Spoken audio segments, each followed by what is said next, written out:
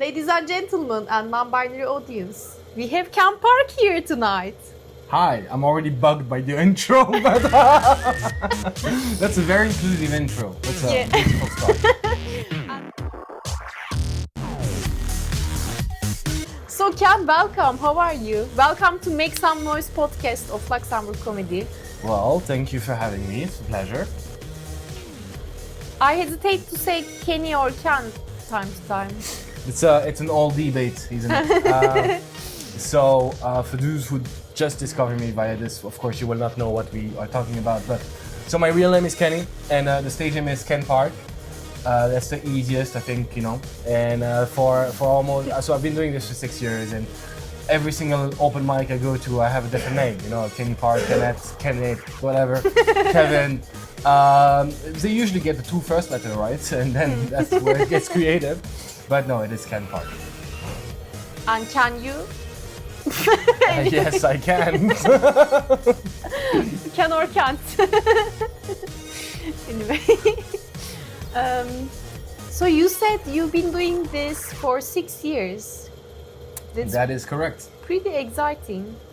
It's pretty long. That's the job I kept for the longest, to be honest. Oh with wow, does it pay? you. No.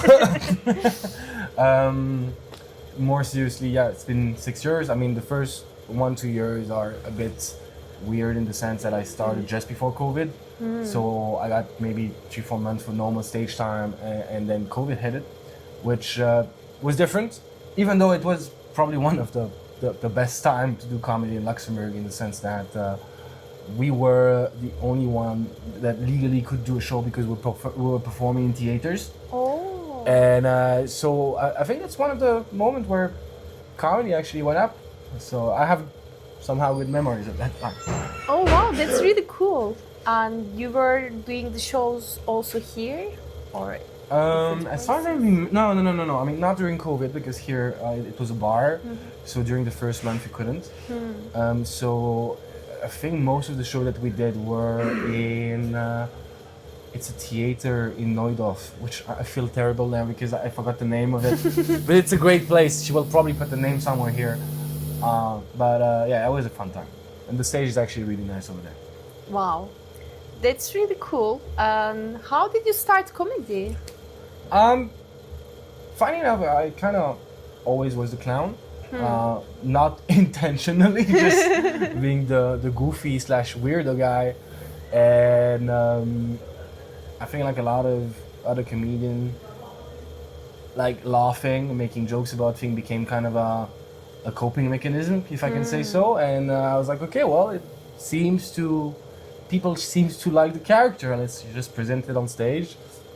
Sorry, and I remember the first open mic, it was a 20 minutes French open mic. If you don't know, guys, 20 minutes for like your first time on stage it's ridiculous. And also it was those mixed open mics, you know, just an open mic where you could do music, you could do comedy, you could do whatsoever. So it was pretty terrible. I just remember it was terrible, but I don't remember. None of the joke made it to the 6-year mark, I can tell you that. But somehow I took pleasure in it, and I was like, okay, well, you know, let's just try to do more, and here we are. Wow, that's really cool. And you mentioned about coping mechanism, and what were you coping with? Mainly, just straight to the hard shit, right? Mainly in my early 20s, I would say mainly depression and anxiety. And also just, I had a hard time just socializing, and also just, you know, feeling included. So, yeah, a bit of, you know, a mix of all of that, and then, yeah, that's the result. Wow, amazing. Dear audience, ladies and gentlemen, non-binary people. LGBTQ plus whatsoever. We got you guys. Cheers. Me and Ken have a common point that made me quite surprised when I found out as well, is that we both studied in a boarding school. Is it called study or? I think the proper word is surviving. But no, people, yeah. Yeah. So basically, grew up in a boarding school. I mean, So for those who are not super familiar with it, it's a place where you go during the week, that is usually attached to whatever school you attend, and then during the weekend you would go back to your parents, right? So I didn't study, I was young, so it was around, from I think 8 till 18, a bit later than that I was in a boarding school. But yeah, that's how I grew up. Yeah, that's quite long. I mean, It is. I only did 3 years, and it was enough. Yeah, I to can make imagine. a comedian. So that's why I have a chance. 10 years of boarding school, Like the first, so I did 2 boarding schools, both in Belgium. The first one was actually, I have really good memories of it in the sense that it was a really nice place, very spacious. The people were nice, permissive, not like, didn't give a care about it, but it was nice in the sense of you could do things, you were not restricted, but in a logical way. The second boarding school was really more strict on everything, which also, came right at the time where I was a teen, so it was, that was not You as wanted funny. to break the rules, and they were. I just forcing wanted to you be to a do normal it. teen, just going out, chilling out with your friends outside of school, whatsoever. Which, when you're in a boarding school, you have to stay in the boarding school, right? So you don't get this social life. Which, now that you mention it, it's probably one of the thing that made me struggle socializing in the future. I mean, in the past, but yeah. So you were the funny guy in the school. I wouldn't say not the funny guy. Like, I was not the guy where everybody turns like, oh, this guy is gonna say something funny. Small. No, that was not. They were more like, oh, this guy is gonna fart now. And Yeah, it's like, watch him out. What is he gonna do now? Yeah. For example, this is like one of the really small detail. In every school in the world ever, there's one guy coming at school in winter in shorts. I was that guy. So, that's part of it. It's like one of those all details. But that was me. and take your friend who comes to school with shorts. in Yeah, the might winter. become a comedian. Watch out, put some pants on, man. And how about your skating career, Ken? There's no career there. But one of the quite interesting sides that you have is that you are a skater. Yeah, I've been skating for the past probably 15 to 16 years. But there's no career whatsoever. Realistically, I don't have the level. I mean, I love it. I have a lot of fun doing it. But I'm not at that level by any means. And I'm happy that at my age, I'm still, continuing. I'm still having fun with it, and knock on wood, so far, Exactly. body keeps it and can take it. So as long as I can do it, I will do it because I like it. I really like the feeling of it. So. Wow, interesting. And do you think that helps you in the comedy or finding jokes or anything like that? Oh no. I mean, that's actually one of the thing that I like about skating is that you just have to focus about what you're doing at the moment. Just have to control your feet, your balance. You don't have the mental space at that moment to think about anything else. And that is one of the things that I really like. Because it's really like a little bubble time where I can just do things. No phone, no thinking, no whatsoever. Just trying to have fun. Wow, that's pretty impressive that you continue doing it for 15 years now, you said? I mean, of course, I do it less than I was when I was 14. One, because of time. Two, because it does impact my body a bit differently at this age. And also, I have to be nice on stage. I'm also a stage guy in the real life. So I cannot come with like a broken ankle every 6 weeks or whatsoever. So I think my approach to it has changed a little bit. But still having fun. So. Wow. I think people would like to know more about Well, ask me questions. I'm very terrible at just starting to talk about myself. Just give me one coin and I'll go for an hour. But Yes, I mean, you mentioned before that you started doing comedy in French. Correct. Right now, which languages do you do comedy? Which ones you like most?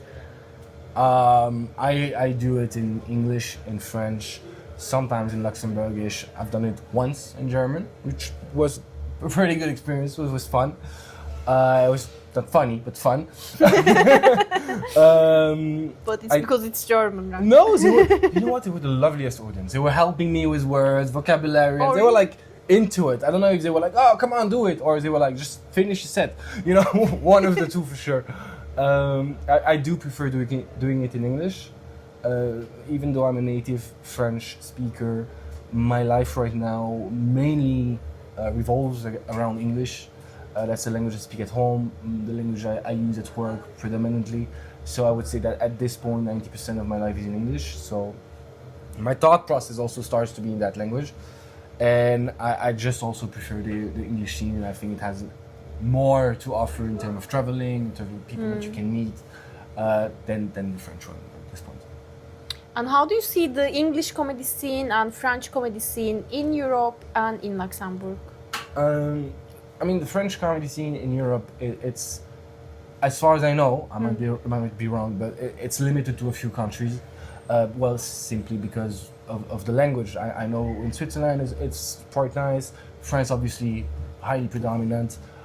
Belgium is moving quite nicely, I have to admit. There's some really interesting things going on. And I do know that in Amsterdam there's a French open mic. Oh. I'm not watching a lot of French comedian. I'm not relating a lot to that humor. Because in my opinion, the way the jokes are done in French and in English are different. And somehow I just feel closer to the way the jokes are built up in English. The good thing about English is you can do it anywhere. Pretty much any medium-sized city nowadays has an open mic or something going on. So you can travel easily in Europe, you can really make a lot of connections. That's one of the reasons why I do prefer doing it in English at the moment. Yeah, that's really impressive. In Europe and in Luxembourg, English comedy scene is growing. I'm one of the examples of this, right? Because I started because English comedy scene was growing. Otherwise, I wouldn't have known or have the courage to do it. And how do you find the comedy scene in Luxembourg? I think it's beautiful, to be honest with you. So I had the opportunity to see it evolve. In my opinion, there's really a lot of difference between 2019 and then post-COVID, because it boomed. The reason I tried it in French first is because, well, obviously that was at that time my predominant language. The other reason also is that there was only one open mic back then. I think it was already weekly, if I remember properly, in English, and the French one was just now and then here, you know. So it made more sense if you wanted to progress to do it weekly in English. And then it started to bloom, let's put it this way, and then people went also their way, which somehow at that time wasn't nice, but for comedy, it's unfortunately it's actually good because it created multiple space where it's possible. And I think right now, maybe it's a tad bit saturated for the size of the country, because I find it really crazy that you have, you know, multiple open mic, like you have, I don't know, right, 8-10 plays a month where you could do it, more than one thing a week, which for such a small city and such a small country is really amazing. But maybe it's too much. I don't know. I think people also, the audience has diminished a little bit because there's so many options on the market. I don't know if it's seasonal or if it's, you know, what we mentioned before. So. Yes, that's pretty cool. And you are one of the persons who make it good, you know. So if you have never been to one of his shows, Ken Park even had a solo show. Ken, would you like to talk about your solo show? Will you be doing more? How do you feel about? So I did a solo show. I did one, right? It's not like I did a series of it. A solo show. Yeah, a solo in both senses. I was alone and I did it once. That's it. You know? I want to do it in the next 2-3 months. I have a really good memory of that 1 hour. Funny, 2 years later I didn't watch the video. I can't just put my thought together and just sit and watch me for an hour. I should. A lot of people seemed extremely happy at the end of that show. which I'm super grateful for everybody who came. This really, I appreciate it a lot. And I have to admit, I suffered this 1 hour syndrome after that. So I did the 1 hour show, went super well. Couldn't write a new proper joke in almost a year and a half. I was only recycling the same thing, couldn't think about something else. And now only I'm starting to feel comfortable writing new things and taking different approach after 6 months. I mean, for the past 6 months. But yeah, I wanted to redo it 2-3 times a year. And if it goes well, then it would be nice to have the hot jokes one day and then the 1 hour after or something like that. That would be profitable. Exactly. Imagine you go to Edinburgh Fringe Festival. That's on the to-do list at some point. I needed to get back that confidence, which it should have been. Save some money. I also, I mean, that's the thing that is really curious about this 1 hour syndrome. You know, your confidence should be to the roof, of course, if that show goes well, and somehow there was nothing. It was really a weird feeling. Now that I'm feeling more comfortable, I'm like, okay, well, you should put yourself up there, and if it doesn't go well, it's fine. You just learn about it, and you become better for the next time. But yeah, it took me a bit to grow some balls. I was at Ken's show, and it was hilarious. Like, it was the fantastic atmosphere. The jokes were amazing, and I was really impressed that you even wrote new jokes just before the show. And you just tested once at the open mic and you just used them at the show and they worked perfectly well. And I was like, wow, that's such a pro, No. And it shows that you have the talent, you have the talent to do more, and you have the persona. I think it's better description. Like, you have the persona already, you have the stage presence, everything. So appreciate it. Of doing more, yeah. Thank you. However, I don't think I have the talent, and I will justify it in this way. It's not like I took a mic and I was good. That some people do this. Like, we had this the last week. An example was a new guy there. His first time or second time was really funny and like written. I'm not like this. I think I probably did almost all the mistakes that were possible to do. Really? Yes. And I just learned about it. I just came consistency. I'm just consistent, the last year was a bit difficult because we had a lot of things going on. I mean, I had a lot of things going on privately. But all the other time, I think I almost never missed an open mic.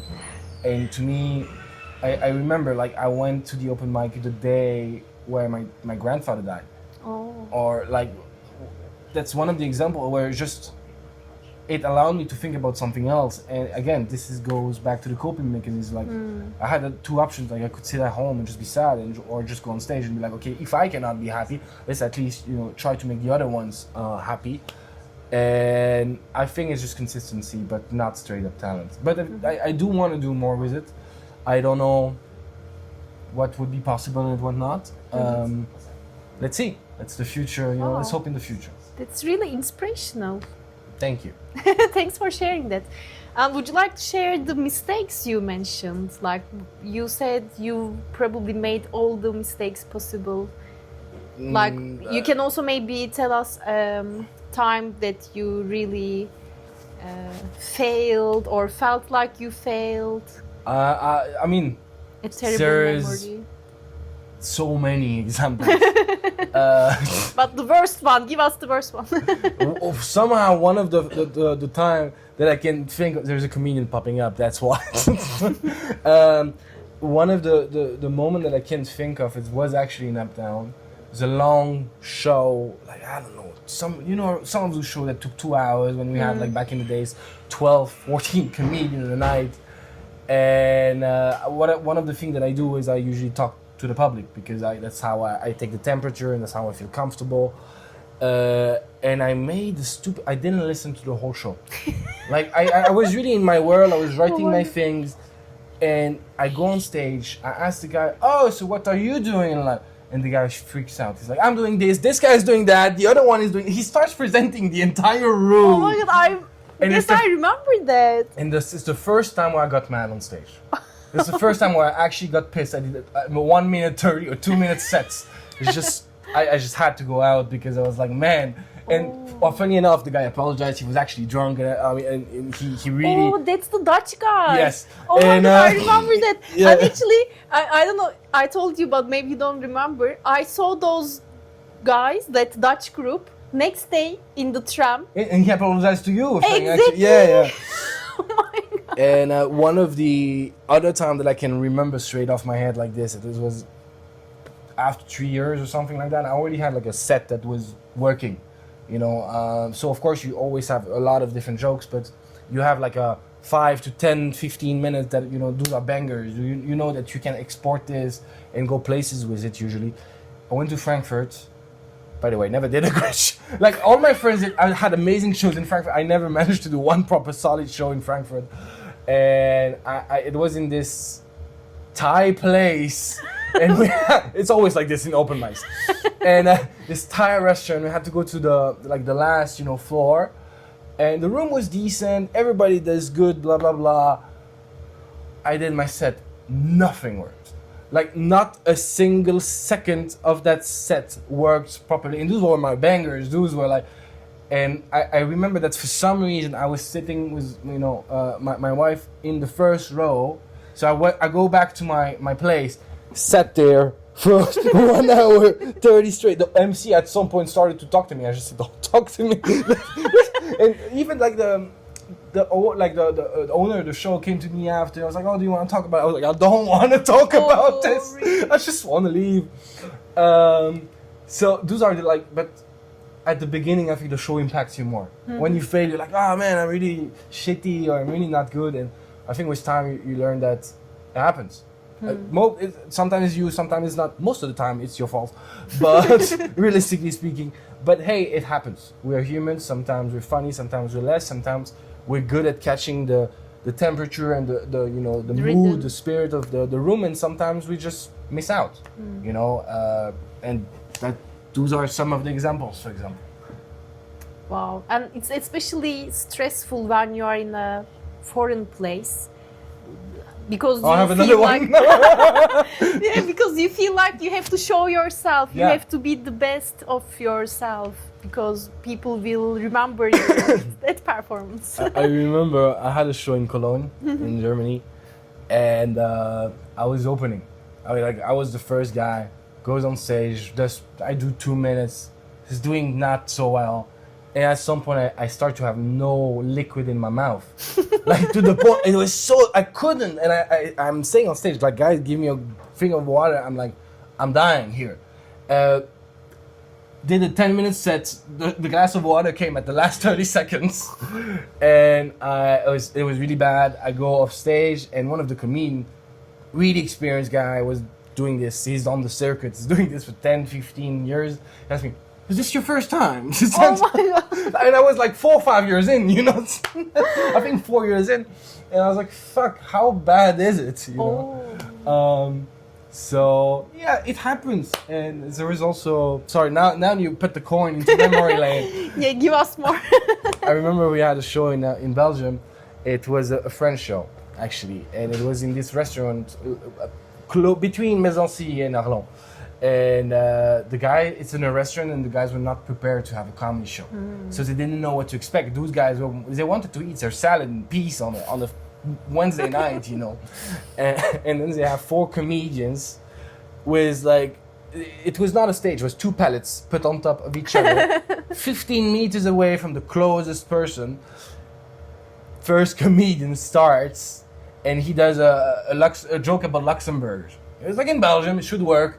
One of the guys was Luxembourgish in the room, felt offended. You know, started to have beef with him directly. He was like, well, wait, you're outside and everything. He goes to the manager, complains about the whole damn thing. I think it was 4 or 5 comedians. We all went on stage, all bombed like never before. Oh. And after that, it was terrible. But after that, we all took a drink together. And I remember this drink as one of the best moments as comedian because everybody looked at each other like sipping on the gin tonic. Yep, it's one of those nights, you know. and then, you know, it didn't matter that we did bad because we were together. And also it was comedian that we are close together. I think I can mention who it was. It was Eliane, it was Luca, it was Clément Lomers, and a girl from France, which is also very funny. I'm terribly sorry I forgot the name. And we were just like, it's terrible. And my wife came to pick me up. She saw my face and she was like, oh, it's one of those nights. And I came out with the gin tonic.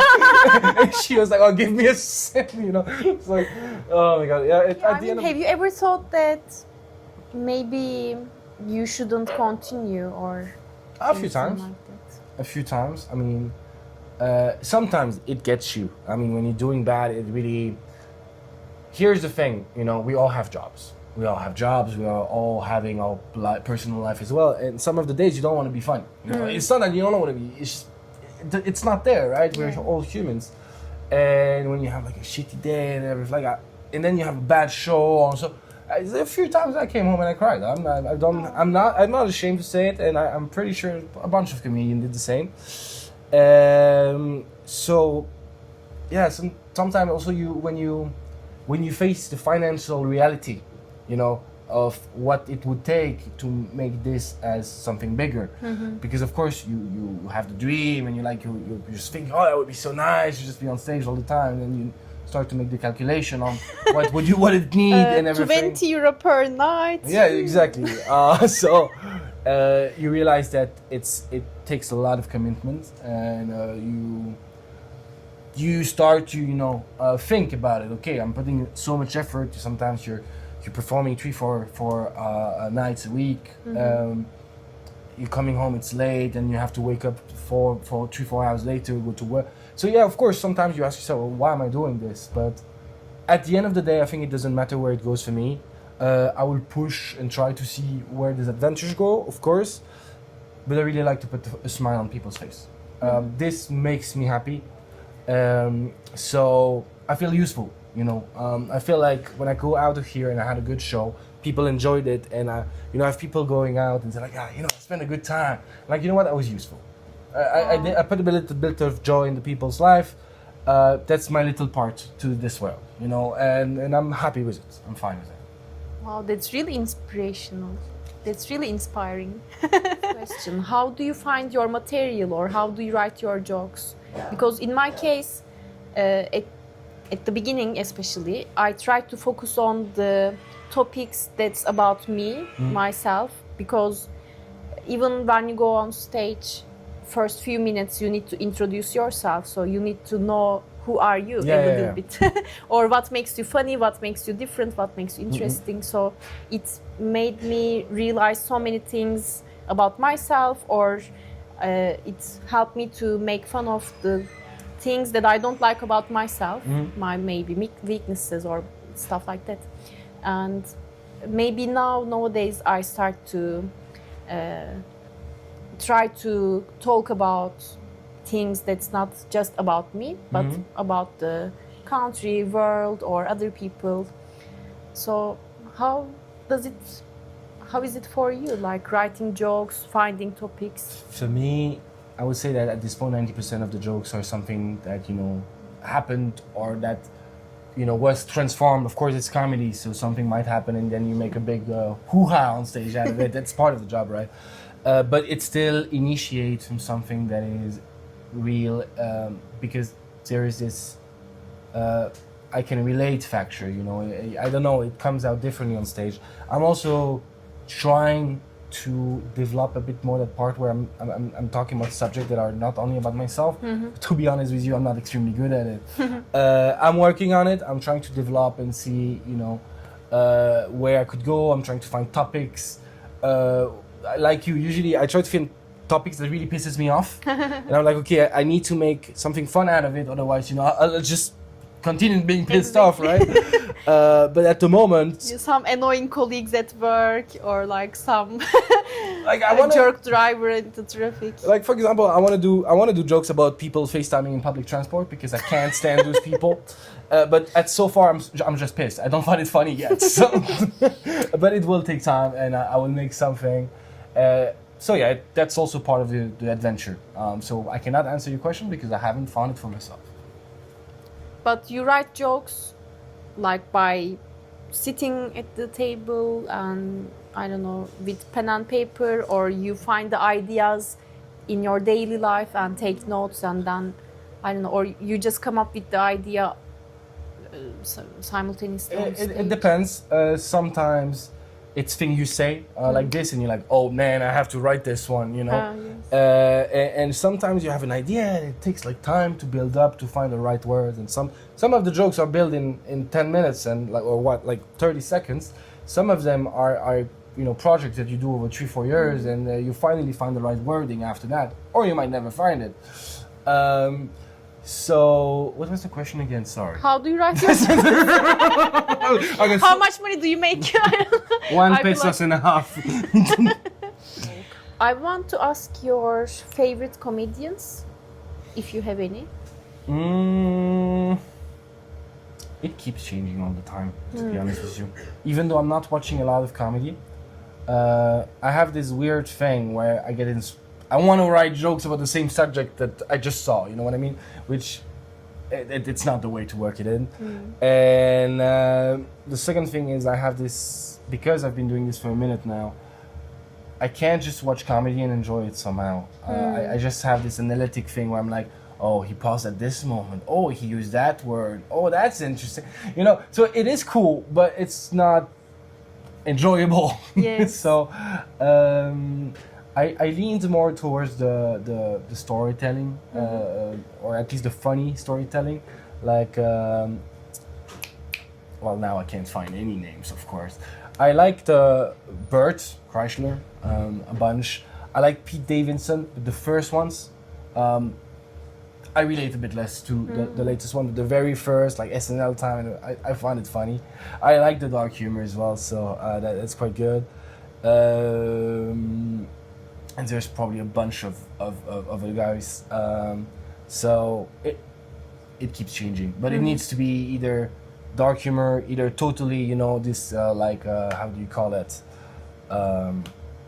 Like absurd humor. Thank you. I really like this. I really like also the visual, like people who make faces and everything and like move a lot and say. So I'm leaning towards the cartoonesque in general. So that's something I really like. I would like to ask you about your amazing concept, which turned out to be our amazing concept. I'm talking about hot jokes. Hot jokes, yes. Last time, before the first French edition of Hot Jokes, we were invited to Radio Ara, to the show Bistro avec Nicolas, or Mom Nicolas, who is a dear comedian friend as well. And we talked about hot jokes. You talked about hot jokes mostly. Really? It was an amazing experience because talking about the show that you created and some things that's really happening that in action is extremely nice. But one thing we forgot to talk about, how Hot Jokes was born. It's a funny story actually. And what is Hot Jokes for the people who don't know? Hot Jokes is the easiest way to present it is Hot Ones meets comedy. I think that would give you the best visual. It's basically a comedy show where before performing, people will eat hot sauce. It goes by round. So each round, one comedian gets eliminated, and then the sauce gets crazier. And the cool thing is that it's the audience who decide who gets to stay and who gets to leave. So it is really interactive. The audience can try the sauces as well. That was the idea, to create something that we could bond all together and create something more than a show. We had the idea to make a show. Yeah, we didn't know what it was going to be. We wanted to make a show, and so we were like, okay, well, let's have a lunch about it. And we went to lunch, and we met Richard. We met Richard because we went to eat Korean, and there was a protein shop next to it. So like, of course, Richard was there. Actually, I've never been there again in my really? life. I like this Korean place. And the fact that it was a Korean place, and they had a lot of spicy stuff in the menu. So when we saw Richard, we was like, oh, there, you're here. And then we're like, okay, do you have time for lunch? went all the three together to have lunch, and then I think, yeah, well, you're right. One of the things was spicy, and then some of us, I don't know who it was, struggled to talk a little bit. And I was like, man, that would be funny if we would make a show where people have to, just do a hot sauce before trying it. And we looked at us like, that's actually not totally stupid for once. It's like you actually had a pretty decent idea. And then we transformed it. We transformed the idea into something that worked. I'm really happy how it turns out. So the first 2 or 3 were sold out. Then we did the first one in Leuven, which was not sold out, and it was an experience. Now we did half of the room. It was a good show. It was a nice experience. And apparently in Leuven, the comedy scene is still so young, and they don't do ticket shows usually. It was new for them. It was totally new for us. So it a full, new experience and experiment. Exactly. We did it again in English, went super well here in Luxembourg. Then we did it in French for the first time. It was interesting. It was definitely a different experience. We might redo it again. Who knows? Nobody knows. And I think that the emphasis for this year is going definitely more international because we already have the Brussels planned. So I don't know when this podcast goes out, but on the 26th of February, we should be in Brussels. Yes, this podcast will be released end of March. Okay, cool. So a month ago, we had Hot Chocolate and it was amazing. We sold out, fantastic. Yeah. And more seriously, yeah. So right now I don't know how it will be, but the guys there did a great promo. I have to admit, they really worked well. Side splitters, Brussels. Yeah, thank you guys. Thank you guys. You really nailed it here. And the plan is to go end of March or April in Netherlands. And then we'll see, because we also saw that usually Hot Chocolate is a show that goes well when the weather is cold outside, because when it gets warm and you have the spicy sauce, it might be too much. So during the summer we might go on a break again and maybe start back September, October, and this is going to be full of surprise. Why? Because we also don't know what we're going to do. So, but it will be nice, I promise. Guys, I think we need to do the open mic now, no? Exactly. Thank you very much for Kenny for joining the podcast. Ken Park, you're welcome. Thanks a lot, Ken Park, for joining podcast. Make some noise. Luxembourg Comedy Presents. And please follow Ken Park on social media. It's easy. Ken_Park. No. Please follow. So it's Ken Park _LU. Shit, I don't even know. Just type Ken Park and it's literally the same shirt that is on the profile picture. That is one of the reasons I wore it today. So. Stay in touch. Thank you very much. Thank you.